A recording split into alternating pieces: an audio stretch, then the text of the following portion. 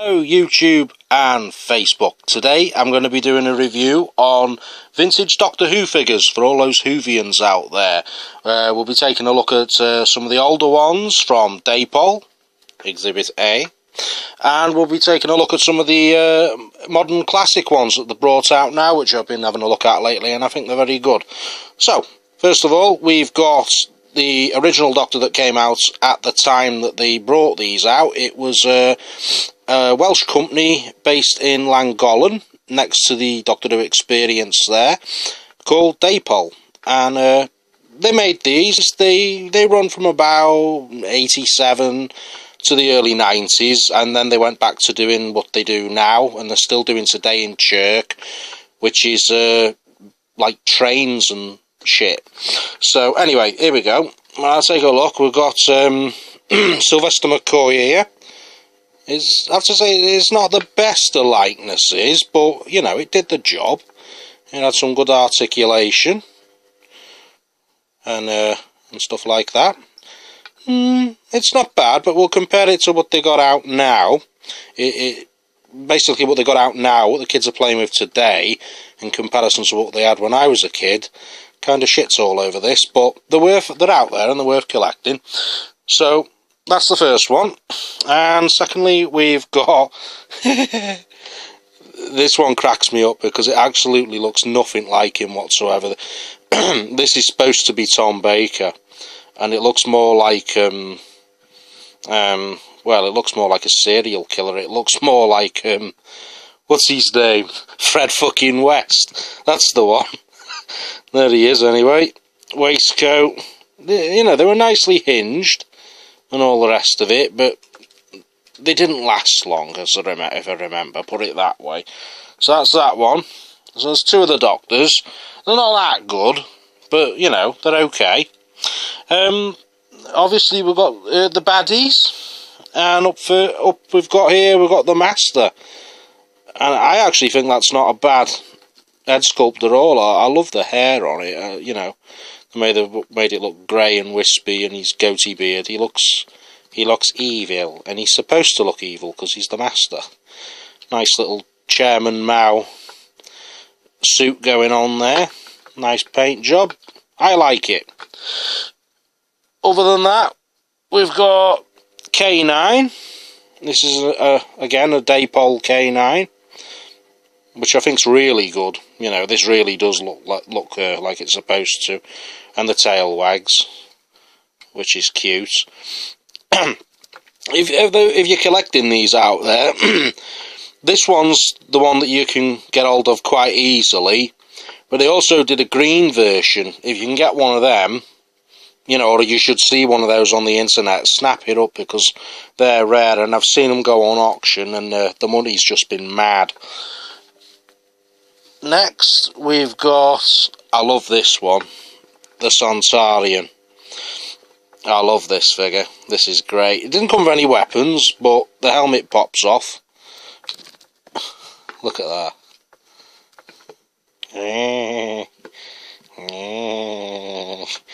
Brilliant stuff. That's one of the rarer ones, actually. You know, if you can get hold of one of them, carded or uncarded, you're very lucky, as I am. Classic monsters, obviously. The Daleks. I remember having one of these. Mine was black and gold, and they got the pull back and, well, should have the pull back and go action, which I'm sorry to say does not work anymore. You pull it back, but it won't go. No, it's not going to go. Oh well, that's that one. Again, ones to look out for are these. I'd say, the red with black spots. They're the rarest. That's the rarest. And again, I think there's a green with silver spots or gold spots. That's one to look out for. I've seen them go for 80 quid, but you can pick these ordinary. You know, you can pick these everyday ones up like this, you know, that were quite mass produced and everything back in the day. You can probably pick these up for about a £5 now, and they're well worth it, I think, because they're not a bad representation of them. And next, we've got the Davros, or should I say we've got Davros. And I think this is by far the best of the Dapol figures. I mean, look at that. I mean, the detailing on the face, it looks just like him. Now, ones to look at, versions should I say, to look out for are this. This is the one that they eventually settled for, but before that, they did a line where they hadn't really took proper notice of what they saw on the television, and they actually produced him with both of his arms. And as we know, Davros only had the one, which he used to control his half Dalek body. So if you can find one of them, a two-handed Davros, they're the rare ones. Okay. Whoops. And next, my favourite, so much so that I just happen to have got two of them. These are the easiest ones to pick up. In fact, you can find these anywhere. You can get these for about £2 each. The Cybermen. Let's have a look. That one's a bit broke. Get him aside. I mean, the head sculpt's a bit long. And unfortunately, they didn't come with any weapons, but, you know, they're alright. I mean, there's some quite nice detailing on them. They've got all of the funnels and things there, and boots, and wiring and everything, and yeah. If you can get Cyber Leader one as well, with the painted black handles on the head, that's the rarest version of this figure to find. Often, though, you find that the things have actually broken off because they are quite fragile. But as I say, I mean, you can pick these up anywhere. I mean, these are the easiest ones to find, the Cyberman by Dapol. And last but not least in my collection there, this is quite a rare one. This is a Sea Devil. And I think this is absolutely lovely, this one. I mean, it's actually got like a knitted tunic and the hand and everything. And, you know, really nice paint job on it as well.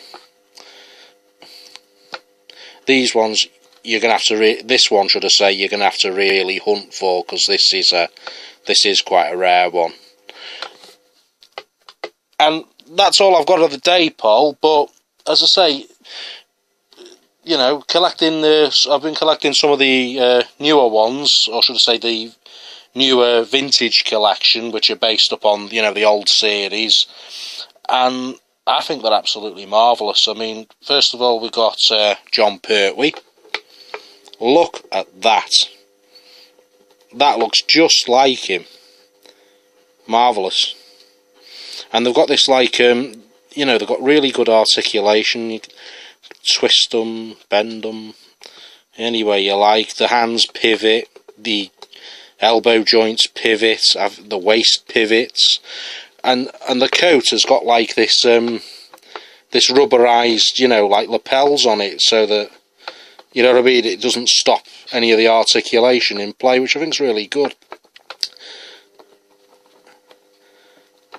I'm not actually sure of the manufacturers of these. Does it say?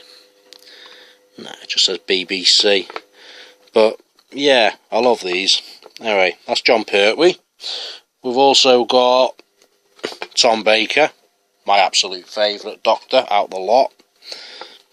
Again, it's got the rubberised lapels on the coat so that, you know, you don't lose any of the articulation. Really good face on that. Sonic screwdriver with this as well. Better not lose that. And the colours are just brilliant. You know what I mean? They really have put a lot into the manufacture of these and the details. You know, it's just like, it is screen accurate basically. Marvellous stuff. Moving on, I've got one of the robots of death. I've got SV7, the Murderous Leader. Again, all this rubberised business going on, and nice paint job, screen accurate. Look at that. Marvellous stuff. And I've got one of the Axon humanoids. those gold-faced people with the lava lamp style bodies. And I've got to say, in comparison, let's take a look. In comparison,